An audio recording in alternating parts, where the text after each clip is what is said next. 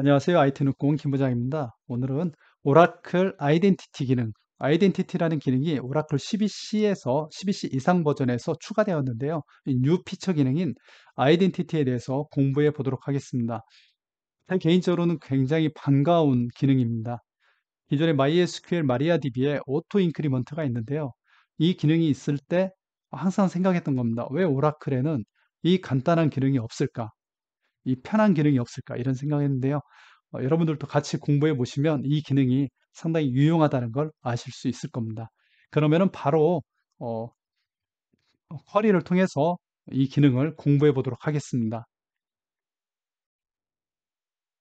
우리가 오라클 DB를 사용하다 보면 이런 테이블이 있다고 가정할 때요. 어떤 테이블에 아이디의 값을 가져가는데 이걸 프라이머리 키로 만들 때 우리가 보통 넘버나 뭐 바차 타입을 만들었을 때 이 값을 증가시키는 경우가 있습니다. 이 아이디는 임의의 키인 경우가 많죠. 그냥 임의로 계속 증가하는 겁니다. 의미 없이. 그래서 이 테이블에 프라이머리 키가 돼서 이 값으로 다른 쪽에 포린 키를 건다든지 이런 역할을 할 수 있습니다.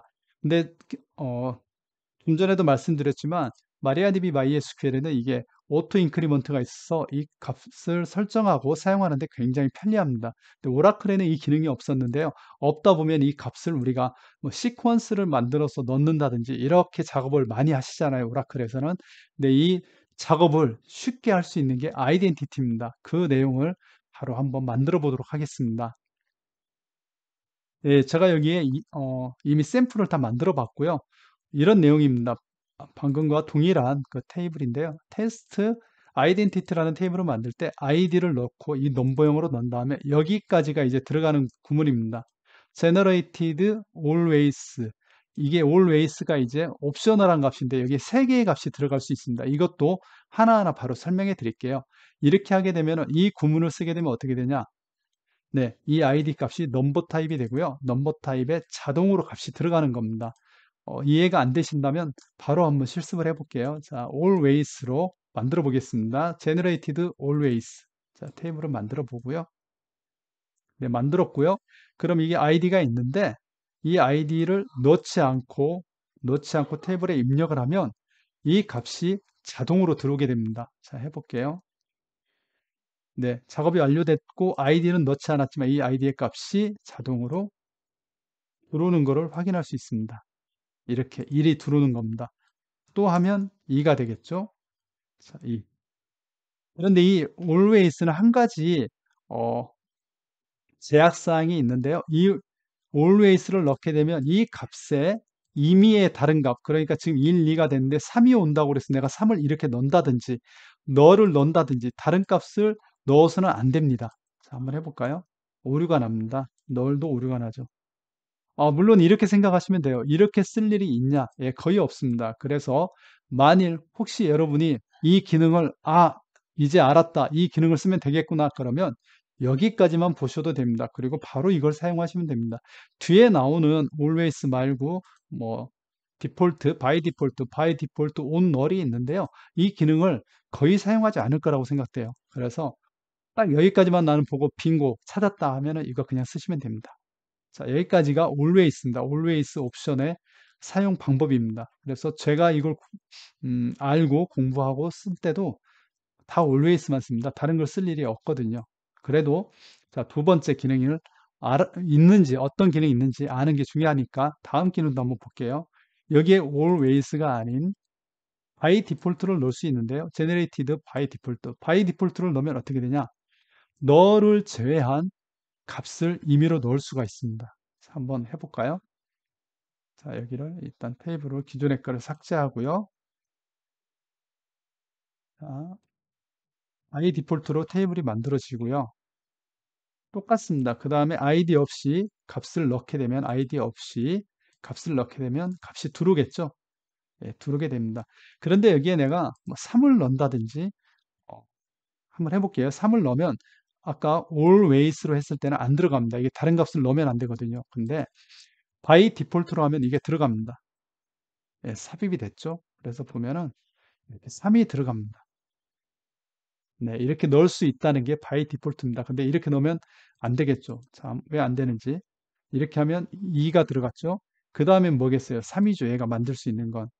그래서 무결성 제약 조건에 들어갑니다.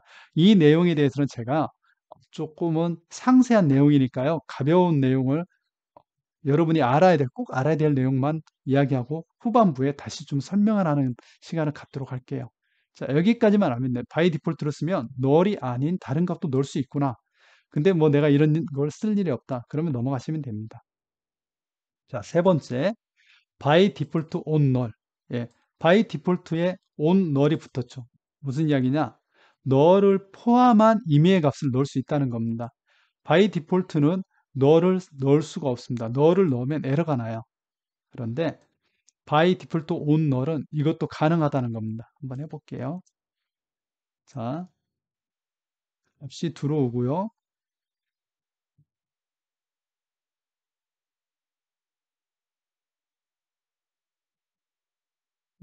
테이블이 안 만들어졌나 보네요. 만들어 볼게요. 네, 테이블이 생성됐고요. 그 다음에 값을 넣었고요. 그럼 1이 들어오겠죠? 그 다음에 3 넣으면 들어옵니다. 이것도. 왜? 바이 디폴트니까요. 그래서 3이 들어왔을 겁니다. 그리고 널을 넣겠다. 예. 널 넣어보겠습니다. 예. 널. 널이 들어왔죠? 그럼 널이 어떻게 들어왔는지 볼까요? 네. 널을 넣어도 받아서 이 값을 널로 인식하지 않고 여기에 있는 값과 동일하게 넣어주는 겁니다. 자, 이 빈 값도 들어옵니다. 그런데 이 빈값도 동일하게 3인데 여기서 3을 넣었기 때문에 무결성 제약 조건이 걸렸네요. 다시 한번 하면 됩니다. 그럼 4가 들어올 겁니다. 네, 이렇게 들어오게 되죠. 자, by default on null, null도 넣을 수 있다. 근데 하지만 null이 들어가는 게 아니고 여기에 해당하는 이 generate 된 이 값이 들어온다. 이렇게 이해하시면 됩니다. 자, 여기까지가 아이덴티티의 아주 기본적인 설명입니다. 더 깊은 공부를 하고 싶다면요, 제가 사이트를 하나 알려드릴게요. 오라클 튜토리얼인데 튜토리얼에 가면은 아이덴티티 설명을 하고 있습니다. 오라클 아이덴티티 컬럼이 있는데 이 컬럼은 CBC에서 소개되었다 새롭게. 그리고 시밀러 비슷하다 오토 인크리먼트와 MySQL에 그리고 MS SQL 서버의 아이덴티티와 유사하다. 그리고 이렇게 여러 가지 설명이 있으니까요. 한번 보시면 됩니다. 제가 설명한 그 내용에서 이 문서를 보시면은요, 여러분이 아이덴티티를 사용하는데 큰 어려움이 없을 겁니다. 그리고 다시 말씀드리지만 우리가 대체적으로 사용할 거는 여기일 거다. 여기까지가 아이덴티티의 아주 기본적인 사용입니다. 자, 지금까지는 기본적인 설명이었고요. 그럼 이 메커니즘이 어떻게 되는지 궁금하다 하시는 분은 지금부터 저랑 같이 또 공부를 해보시면 좋을 것 같습니다. 여러분 중에 12C가 아닌데, 나는 우리 회사는 11G를 쓴다, 10G를 쓴다. 그러면 이거 어떻게 되나요? 예. 거기에 대해서 한번 이야기를 해볼게요. 비슷한 이야기입니다. 여기에서 사용되는 이 내용에 대해서 제가 설명을 하고자 합니다. 자, 여러분 보시면은요, 제가 스콧 유저를 사용하고 있는데, 여기에 지금 스콧 유저의 시퀀스를 한번 볼게요. 시퀀스가 없습니다. 그렇죠? 시퀀스가 없죠? 자, 이 테이블 만들어 보겠습니다. 다시. 만들어졌죠? 자, 시퀀스를 볼게요. 시퀀스가 하나 생겼죠? 예. 이게 뭐냐? 예. 여기에서 사용한 generated always identity의 값은 시퀀스입니다. 시퀀스를 사용해 가지고 넣은 거예요. 이게 시퀀스를 사용하지 않고 그냥 뭐를 만든 게 아니고요. 기존에 오라클에 있던 시퀀스의 기능을 여기에 넣어준 겁니다. 그래서 이 값이 증가하기 시작하는 겁니다. 그래서 1, 2가 되는 거고요. 이렇게. 그래서 이게 아까 3을 넣었었잖아요. 이 바이 디폴트에 3을 넣었을 때 오류가 나는 것도 이게 시퀀스가 1, 2, 3 증가하다 보니까 여기 이렇게 들어온 겁니다. 그럼 시퀀스의 논지를 어떻게 합니까? 간단합니다. 이 시퀀스의 값을 가져와서 여기 한번 이렇게 만들어 볼게요. 여기서 사용한 이 시퀀스의 값입니다. 이게 시퀀스의 넥스트 바를 한번 쳐볼게요. 넥스트 바 from dual 이렇게 쳐볼게요. 그럼 이 넥스트 바를 하면 증가하는 거잖아요. 두 번, 세 번, 4가 들어왔죠? 그럼 그 다음에 보시면은요, 여기 1이잖아요.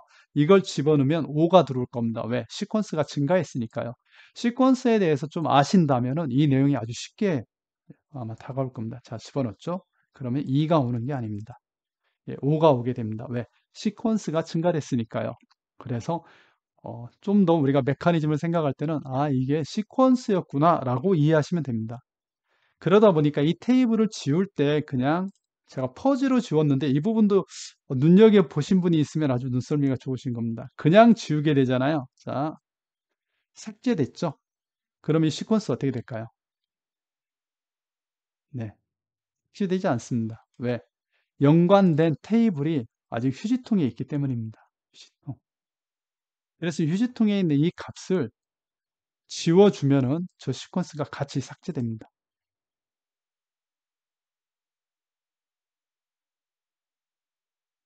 시퀀스가 없어진 거 보셨죠? 예. 그래서 이 시퀀스까지 한 번에 날려주려면 제가 퍼즐을 쓰는 게 좋아서 퍼즐을 쓴 겁니다. 그렇다 해서 이거를 막 쓰면 안 됩니다. 퍼즐을 쓰면 리사이클 빈 기능이 없어져서 위험할 수가 있으니까요. 이 퍼즐 기능은 안 쓰는 게 좋겠습니다. 단 이렇게만 지웠을 때 여기에서 생성된 이 제너레이티드 된 아이덴티티의 시퀀스가 살아남는다는 것을 알고 있는 게 중요합니다. 자, 그러면 여기까지 이해를 했다면 아까 말씀드린 그러면 저는 12C가 아닌데요. 이거 못 쓰겠네요. 아닙니다. 제가 쓸 수 있는 방법을 알려드릴게요. 아주 간단합니다. 자, 이번에는 12C 이하 버전에서 동일 기능을 우리가 수작업으로 만드는 작업을 한번 해볼게요. 아까 시퀀스로 썼잖아요. 아이덴티티가. 그러면 우리 시퀀스 하나 만들어 볼게요. 새 시퀀스로 이름을 시퀀스 언더바 C 언더 뭐 이렇게 만들어 볼게요. 12C 언더고 이렇게 돼 있는데 중부는 음,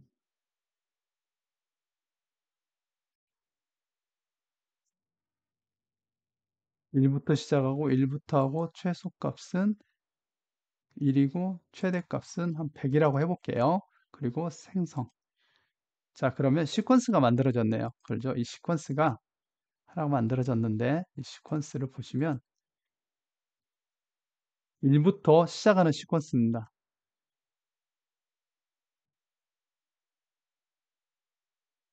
넥스트 발 이렇게 치면 이게 1부터 시작한다는 걸 알 수 있겠죠? 한번 우리 만든 거니까 한번 볼게요. 그럼 이렇게 하면 1, 2 이렇게 증가하네요. 이 값을 여기에 넣어주면 되죠. 아이덴티티와 같이 어떻게 넣어주면 되냐? 간단합니다. 여기에다가 볼트 하고 이 값을 그대로 넣어버리면 됩니다.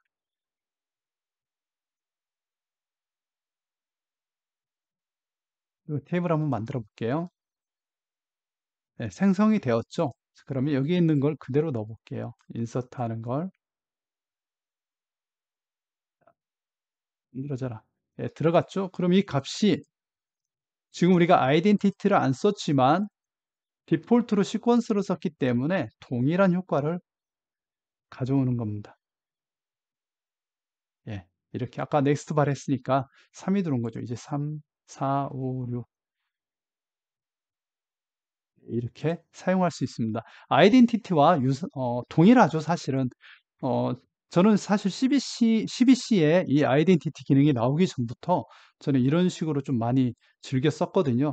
근데 이번에 나올 때는 오라클에서 아이덴티티라는 그런 기능으로 나왔고 여기에도 세 가지 옵셔널한 기능이 나와서 좀 더 쉽게 우리가 접근할 수 있는 것 같습니다. 하지만 조금 더 오라클에 대해서 안쪽 구조를 이해한다면 이 내용도 시퀀스와 같이 이해할 수 있고 굳이 CBC 이하더라도 이걸 적용할 수 있다는 것까지 안다면 조금 더 우리가 오라클을 이해하고 사용하는 데 좋을 것 같습니다. 예, 오늘은 여기까지고요. 여기서 사용했던 그 문서 URL은 아래 넣어두도록 하겠습니다.